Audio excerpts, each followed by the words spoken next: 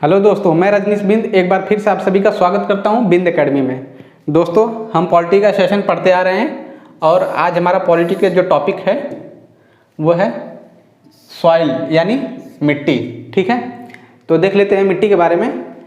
Indian soils are generally divided into 4 types. जो भारत की मिट्टी है, भारतीय मिट्टी, उसको 4 हिस्सों में बांटा गया है। ठीक है, जनरली हम इसको 4 हिस्सों में जानते हैं। कौन कौन सा? पहला है अलुवियल सॉइल, दूसरा है रेगर, तीसरा है रेड सॉइल और चौथा है लेटरिट सॉइल। ठीक है, तो एक बार हम इनको ये मैप के जरिए भी देख लेते हैं कौन कौन से क्षेत्र में कौन सी मिट्टी पाई जाती है। तो हमारी पहली आती है अलुवियल सॉइल। ठीक है, तो अलुवियल सॉइल जो है, देखिए अलुवियल सॉइल ये इतना हिस्सा, ये जो है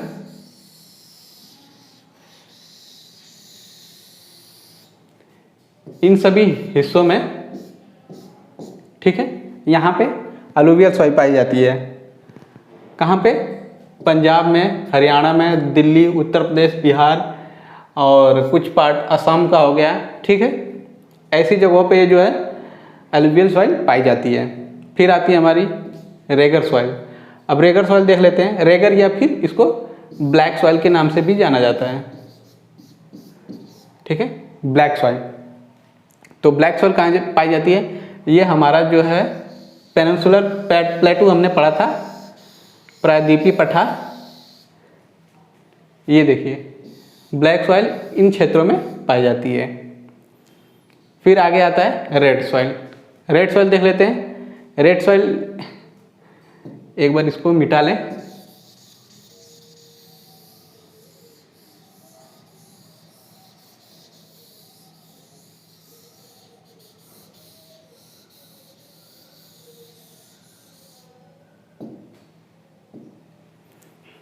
जो रेड सॉइल है हमारी, ये है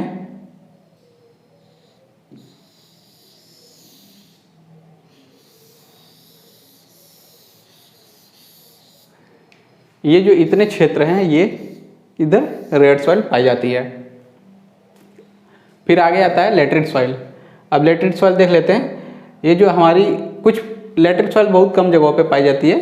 ये जो हिस्सा है लेटरिट का, इधर पाया जाता है, ये क्षेत्र में पाया जाता है लेटरिट सॉइल। ठीक है, फिर अब देख लेते हैं इन सभी सॉइल्स को विस्तार में एक बार देख लेते हैं। अब आइए देख लेते हैं।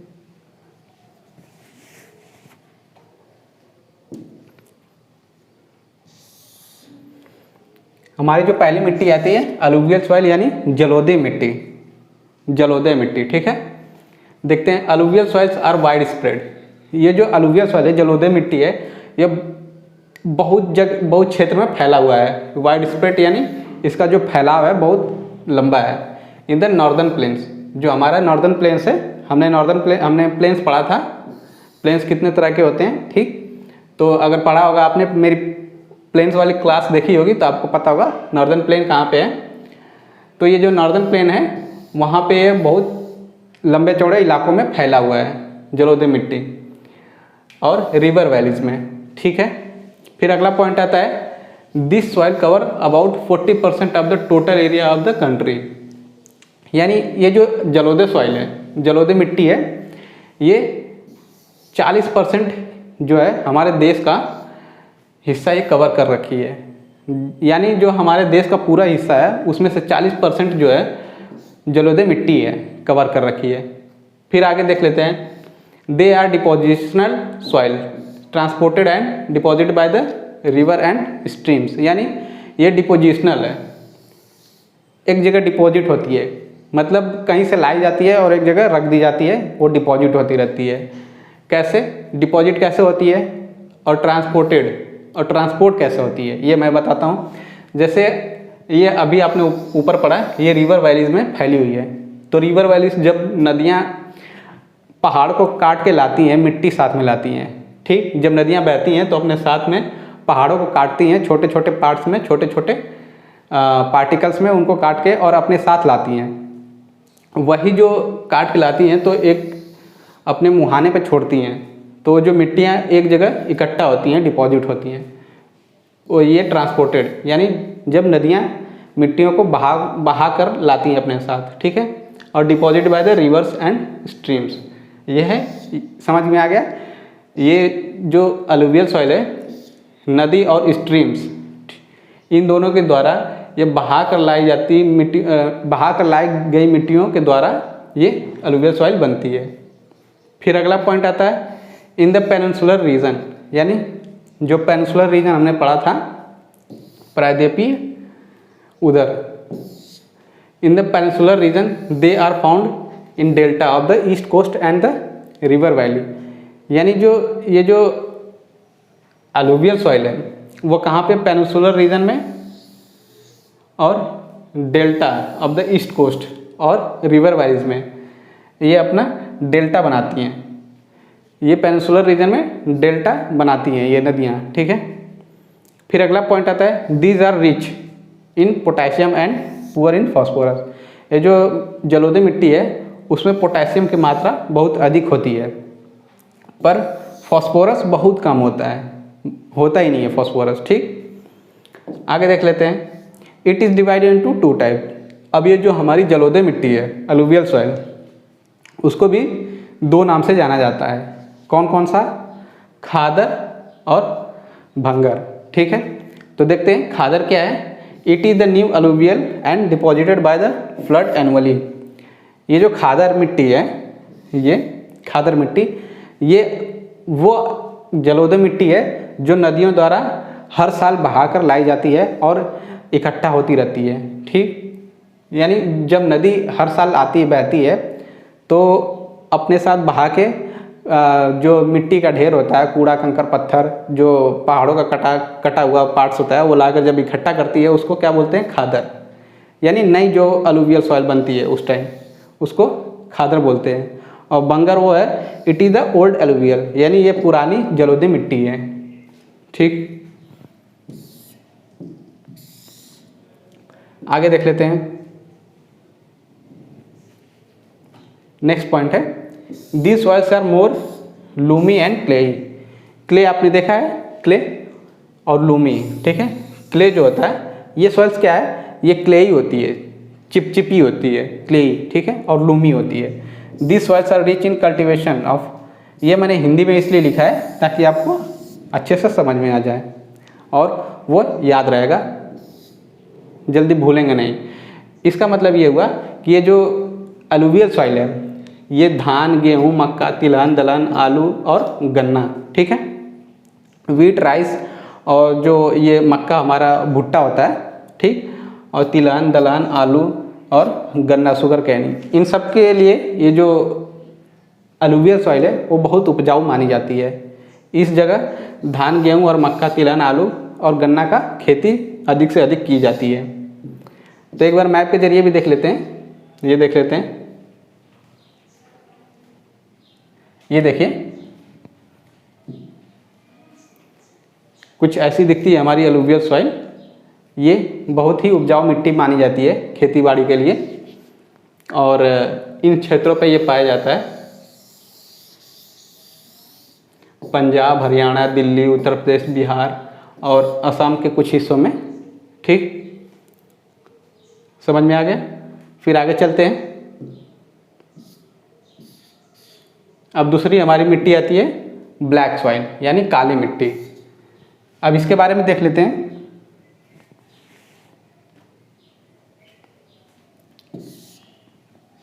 Black soils cover most of the Deccan प्लेटू। हमने प्लेटूस पढ़ा था, पठार जो पढ़े थे, प्लेटू पठार, ठीक है। अगर हमारी पूरी पिछली क्लास पुरानी वीडियो देखा है प्लेटू वाला आपने, तो आपको पता होगा डेक्कन प्लेटू कहाँ पाया जाता है, ठीक। देख लेते हैं। Black soils cover most of the Deccan plateau which includes of parts of Maharashtra, Madhya Pradesh और Gujarat, Andhra Pradesh and some part of Tamil Nadu. यानी ये जो ब्लैक सॉइल है, काली मिट्टी है, ठीक, ब्लैक सॉइल को ही रेगर सॉइल भी बोला जाता है, ठीक है।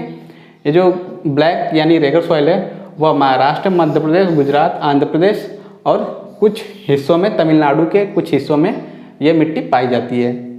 आगे देखते हैं। This soils are also known as regur soil, ठीक है। रेगर सॉइल अभी हमने बताया आपको, ब्लैक सॉइल को रेगर सॉइल के नाम से भी जाना जाता है, और इसको और भी नाम से जाना जाता है जो कि ब्लैक कॉटन सॉइल। ठीक, इसलिए ब्लैक कॉटन सॉइल इसलिए इसको जाना जाता है क्योंकि जो काली मिट्टी में ये कॉटन होता है, कपास की खेती बहुत अच्छी होती है। कपास की खेती के लिए जो है कॉटन के लिए काली मिट्टी बहुत उपजाऊ मानी जाती है। ठीक है, तो इसलिए ब्लैक कॉटन सॉइल जाना जाता है इसको। फिर थर्ड पॉइंट आता है, these are generally clayey. Clayey हमने बताया था आपको, चिपचिपा, डीप एंड इम्परमिएबल। ठीक है, ये जनरली क्या होती है, क्लेई, डीप और इम्परमिएबल होती है। ठीक है, ये जो डीप ये कुछ ज़्यादा गहरी तक होती है ज़मीन के, और इम्परमिएबल ये जो पानी होता है उसको जल्दी ज़्यादा सोखती नहीं है ये। ठीक, आगे देखते हैं, this soil and become sticky when wet and shrink when dried. इसका मतलब ये हुआ कि ये जो है स्टिकी जब चिपचिपी बन जाती है, स्टिकी मीन्स चिपचिपी, जब ये गीली होती है तब बहुत चिपचिपी होती है। ठीक है, क्लेई मैंने अभी बताया था वही स्टिकी होती है, और ये जब सूखा होता है तब ये श्रिंक हो जाती है। ठीक है, एकदम सूख जाती है, श्रिंक। आगे देखते हैं, during the dry season the rain develops white cracks. यानी जब ये ड्यूरिंग द ड्राई सीजन, जब गर्मियाँ होती हैं, गर्मियों के सीजन में, गर्मी के सीजन में ये जो काली मिट्टी है उस क्षेत्र में बड़े बड़े जो है क्रैक्स पड़ जाते हैं। क्रैक्स यानी दरारें पड़ जाती हैं। ठीक है, उस क्षेत्र में, उस मिट्टी पे दरारें पड़ जाती हैं बड़ी बड़ी। कहाँ, किस टाइम, जब ड्राई सीजन होता है यानी गर्मियों के मौसम में। फिर आगे देखते हैं, this soils are rich in lime, iron, magnesium और एल्यूमिनियम। यानी ब्लैक सॉइल में जो है लाइम, आयरन, मैग्नीशियम और एल्यूमिनियम की भरपूर मात्रा होती है। फिर आगे देखते हैं, this soils are poor in phosphorus and nitrogen. काली मिट्टी में जो है फॉस्फोरस और नाइट्रोजन नहीं पाई जाती है, ये बहुत कम पाई जाती है। फिर आगे देखते हैं,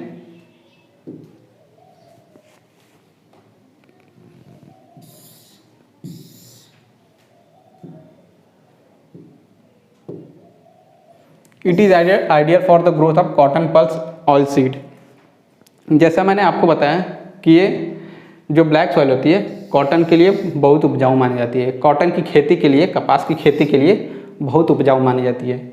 और पल्स, जो हमारी पल्स होती हैं, दालें होती हैं, और ऑयल सीड्स जो हमारे तिलहन होते हैं। ठीक है, उनके लिए ये खेती, ये जो इन सब की खेती के लिए बहुत उपजाऊ मानी जाती है काली मिट्टी जो होती है। फिर आगे देख लेते हैं मैप के जरिए।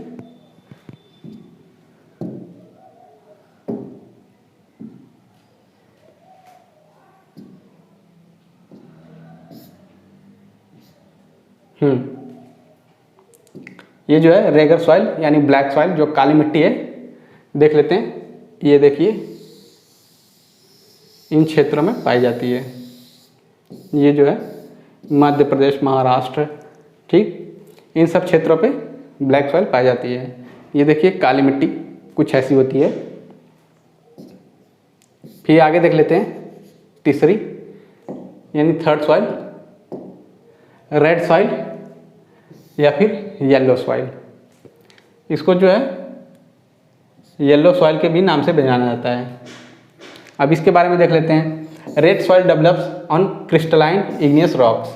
जो हमारे क्रिस्टलाइन इग्नियस रॉक्स होती है, जो मैंने आपको पढ़ाया था स्टार्टिंग में, जब मैं ज्योग्राफी किया था स्टार्ट, तो उस टाइम मैंने रॉक्स के बारे में पढ़ाया था आपको। अगर मेरी पुरानी वीडियो आपने रॉक्स की नहीं देखी है तो जाके देख लीजिए, आपको पता चल जाएगा कि जो क्रिस्टलाइन इग्नियस रॉक्स होती है वो कौन होती हैं, किसको बोला जाता है क्रिस्टलाइन इग्नियस रॉक्स। तो इसलिए आप ज़रूर मेरी जो पुरानी वीडियो है रॉक्स यानी चट्टानें, वो वाली वीडियो जाके आप देख लीजिए। ठीक है, तो ये देख लेते हैं। Red soil develops on crystalline igneous rocks in the areas of low rainfall in the eastern and southern parts of the Deccan प्लेटू। और डेक्कन प्लेटू का भी आप जो प्लेटू वाला है, पठार वाला जो वीडियो, उसको भी जाके देखिए, आपको पता चल जाएगा डेक्कन प्लेटू कहाँ पे है और किसको बोला जाता है। तो देख लेते हैं जो रेड सॉइल या फिर येलो सॉइल होती है, ये कहाँ पे पाई जाती है। जो सदर्न पार्ट होता है, सदर्न और ईस्टर्न पार्ट, डेक्कन प्लेटू का जो सदर्न है और सदर्न और ईस्टर्न पार्ट, वहाँ पे ये जब रेनफॉल यानी जो बारिश कम होती है उस जगह पे इस रेड सॉइल और येलो सॉइल को पाया जाता है। ठीक है, आगे देखते हैं। The redness is due to the presence of iron oxide. Iron oxide, ये जो इस मिट्टी में जो लाल होता है, लाल कलर, वो क्यों होता है? क्योंकि उसमें आयरन ऑक्साइड की मात्रा बहुत अधिक होती है, इसलिए वह मिट्टी लाल हमें दिखाई देती है। आगे देखते हैं। In the low lands they are normally fertile but in the dry lands they are less fertile. इसमें यह बताया गया है कि जो लो लैंड्स है, लो लैंड्स यानी जहाँ पे जहाँ पे कुछ मात्रा में, कुछ हिसाब में जो मिट्टी गीली होती है, ठीक है, उस वहाँ पे क्या होता है, ये फर्टाइल होती है, थोड़ी मोड़ी उपजाऊ होती है। बट जहाँ पे एकदम ड्राई हो जाती है ये मिट्टी, लाल मिट्टी जो है, जिस क्षेत्र में एकदम सूखी हुई होती है, वहाँ पे वो क्या है, वह लेस फर्टाइल होती है, यानी कम उपजाऊ होती है या फिर उपजाऊ होती नहीं है। और कहाँ पे उपजाऊ होती है? वैसे क्षेत्र में उपजाऊ होती है जहाँ पे थोड़ी उसमें नमी पाई जाती हो। ठीक, फिर आगे देख लेते हैं। It is ideal for the growth of, ये फिर मैंने हिंदी में लिख दिया है आपको याद रखने के लिए, ताकि याद रहेगा, भूलेंगे नहीं। ये जो रेड सॉइल और येलो सॉइल होती है वो गेहूँ, कपास, दाल, प्याज, आलू के लिए ये उपजाऊ मानी जाती है। फिर अगला पॉइंट आता है, it is found in the region. अब ये कहाँ कहाँ पाई जाती है मिट्टी? जो रेड सॉइल है, येलो सॉइल, वो कौन से क्षेत्रों में पाई जाती है? तो पहला आता है कि उड़ीसा, मध्य प्रदेश, तमिलनाडु, तेलंगाना, आंध्र प्रदेश एंड केरला, इन क्षेत्रों में ये मिट्टी पाई जाती है। ठीक है, एक बार देख लेते हैं ये मैप के जरिए भी।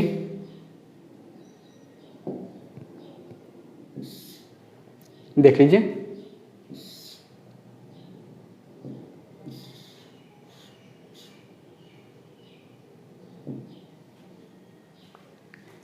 कुछ ऐसी मिट्टी दिखती है रेड सॉइल, ठीक है, जहाँ पे नमी पाई जाती है जिस क्षेत्र में, वहाँ पे रेड सॉइल क्या होती है, फर्टाइल होती है, उपजाऊ होती है। पर जहाँ पे ड्राई होता है, सूखा मिट्टी पाई जाती है जिस क्षेत्रों पे, वहाँ पे रेड सॉइल जो है वो फर्टाइल नहीं होती है। तो अब देख लेते हैं रेड सॉइल ये मैप में कहाँ पाई जाती है। ये देखिए, इन हिस्सों में ये इतना हिस्सा जो है ये, और ये सब हिस्सा जो है यहाँ पे लाल मिट्टी पाई जाती है। ठीक है, फिर आगे देखते हैं लैटरिट सॉइल।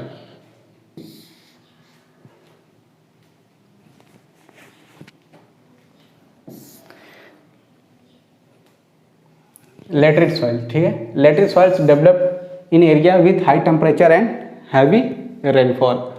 ये उस क्षेत्रों में पाई जाती है, उन जगहों पे पाई जाती है जहाँ पे टेम्परेचर बहुत हाई होता है। ठीक है, जो तापमान जहाँ पे बहुत हाई होता है और बहुत हैवी रेनफॉल होती है, यानी वर्षा बहुत अधिक होती हो, वहाँ पे लैटरिट सॉइल पाई जाती है। फिर आगे देखते हैं, these are the result of intense leaching, ठीक है, due to the tropic rain when the water washed out. ये ब्रैकेट में मैंने समझाने के लिए लिखा था, ये जो है लीचिंग का मतलब कि when the water washed out soil nutrition, यानी ये these are the result of, ये कैसे बनती है लीचिंग, यानी जो छानना, हम किसी चीज़ को छानते हैं ना, ठीक है, लीचिंग, छानना उसको बोलते हैं। ठीक है, जब बारिश बहुत अधिक होती है जिस क्षेत्र में, जहाँ पे बहुत हैवी रेनफॉल होती है, वहाँ पे क्या होता है कि मिट्टी का बहाव होता है, वहाँ पे मिट्टी कट कट के बहती है। ठीक, तो उसका जो ऊपरी हिस्सा होता है मिट्टी का, उसका जो न्यूट्रिशन होता है, ये पोषक तत्व जो होता है वो बह जाता है। ठीक है, दूसरे जगह बह जाता है, वहाँ एक जगह से दूसरी जगह बह के कट के चला जाता है। तो जब ये न्यूट्रिशन, वही पोषक तत्व जो मिट्टी के होते हैं, वो कट के बह जाते हैं बारिश के साथ। ठीक है, उसको लीचिंग बोलते हैं। समझ में आ गया? फिर आगे देखते हैं, due to the heavy rain, अगर जब भारी बारिश होती है तब लाइम और सिल्का, ठीक है, और ह्यूमस लीस्ट अवे, जो ये लाइम और सिल्का है और जो ह्यूमस है, कुछ नमी जो होती है, वो क्या होती है, लीस्ट अवे, वह बह जाती है, कट के बह जाती है बारिश के साथ। This soils contain iron oxide and aluminium. Laterite soil में क्या होता है, आयरन ऑक्साइड और एल्युमिनियम की मात्रा बहुत अधिक मानी जाती है। फिर आगे देखते हैं, this soils are poor in organic matter. ये क्या है, ऑर्गेनिक मैटर में यहाँ इसमें जो होता है ऑर्गेनिक मैटर इसमें नहीं पाया जाता है। नाइट्रोजन, फॉस्फेट और कैल्शियम और सिलिका ये सब इसमें नहीं पाया जाता है या फिर बहुत कम मात्रा में पाया जाता है। फिर देख लेते हैं, laterite soils are not suitable for the cultivation. इसका मतलब ये हुआ कि ये जो लैटरिट सॉइल है ये सुटेबल नहीं है कल्टीवेशन, खेती बाड़ी के लिए ये बिल्कुल अच्छी मिट्टी नहीं मानी जाती है। फिर आगे देखते हैं, it is ideal for the growth of cotton, T और नट। यह जो मूंगफली होती है, मूंगफली नट, ठीक है, ये जो मिट्टी होती है लैटरिट सॉइल, ये कॉफ़ी के लिए, टी के लिए और मूंगफली के लिए, इन तीनों चीज़ों की खेती बाड़ी के लिए अच्छी मानी जाती है।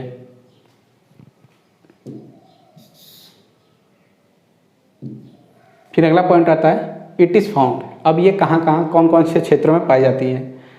कर्नाटका, केरला, तमिलनाडु और मध्य प्रदेश, ठीक है। तो एक बार मैप में देख लेते हैं। ये देख लीजिए, कर्नाटका, केरला, तमिलनाडु और ये मध्य प्रदेश। मध्य प्रदेश के कुछ क्षेत्र में पाई जाती है। ये जो है आपको समझ में नहीं आएगा ऐसे।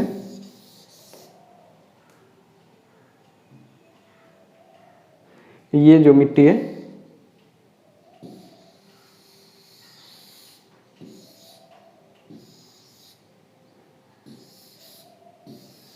ये जो मिट्टी है, ठीक है, ये है लैटरिट सॉइल। आगे देख लेते हैं, एक और सॉइल होती है जो होती है एरिड या फिर सैंडी, ठीक है। सैंडी, सैंड यानी बालू, ठीक है, बलुआ मिट्टी जो होती है। The colour of the soil vary from dark to brown red. यानी इसका मतलब ये हुआ कि इसका जो एरिड या फिर सैंडी जो मिट्टी होती है, इसका कलर जो है वो वेरीज करता है, डिपेंड करता है डार्क से ब्राउन, ठीक है, डार्क ब्राउन से रेड। यानी वह मिट्टी डार्क ब्राउन भी होती है, रेड में भी दिखती है, ठीक। फिर दे आर जनरली सैंडी। ये क्या होती है, लगभग ये जो होती है बलुआ मिट्टी होती है, उसको बोला जाता है, ठीक है। In the structure and saline in nature. Saline यानी जो नमक, ठीक है, इसमें नमक की मात्रा अधिक होती है। It has very low moisture. इसमें जो नमी होती है बहुत कम होती है। और ह्यूमस जो और मॉइस्चर जो नमी होती है ये बहुत कम होता है। नाइट्रोजन, फॉस्फेट ये सब इसमें एकदम कम मात्रा में पाए जाते हैं। The salt content is so high, salt, ठीक है, नमक, यानी इसमें नमक की मात्रा बहुत अधिक होती है। अभी हमने पढ़ा ये, it is generally Sandy and structure and saline in nature, ठीक है, यानी नमकीन भी होती है क्योंकि इसमें नमक की मात्रा बहुत अधिक होती है। इट इज़ फाउंड इन राजस्थान। ये कहाँ पे, राजस्थान में पाई जाती है। ये देख लेते हैं, कुछ ऐसी मिट्टी होती है एरिड,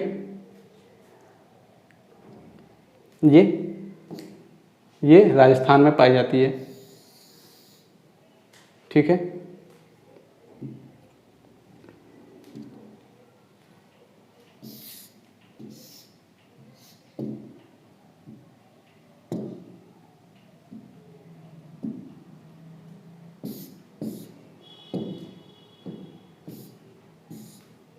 तो बस दोस्तों, आज की क्लास के लिए इतना ही। उम्मीद करता हूँ आज की क्लास मिट्टी के बारे में जो हमने आज क्लास ली है वो आपको पसंद आई होगी और समझने को बहुत कुछ मिला होगा। तो दोस्तों, अगर आप हमारे चैनल पर नए हैं तो अभी बिंद एकेडमी को सब्सक्राइब करिए और हमसे जुड़ जाइए। और वीडियो पसंद आई हो तो इस वीडियो को ज़रूर से ज़रूर लाइक करिए और जितना से जितना हो सके शेयर करिए। और दोस्तों, आप जब हमें कमेंट करते हैं तो हमें कमेंट देख के बहुत अच्छा लगता है। आप हमें कोई सजेशन देते हैं, हम उस पर सोचते हैं और उस पर और फोकस करते हैं, उस कमेंट पे, उस सजेशन पे। तो दोस्तों, कमेंट हमें करते रहिए। जब आप कोई कमेंट करते हैं तो हमें बहुत अच्छा लगता है, ठीक है दोस्तों। तो दोस्तों बस लास्ट में यही कि आप अगर हमारे चैनल पर नए हैं तो प्लीज़ आप हमारे चैनल को सब्सक्राइब करिए और हमसे बने रहिए। धन्यवाद।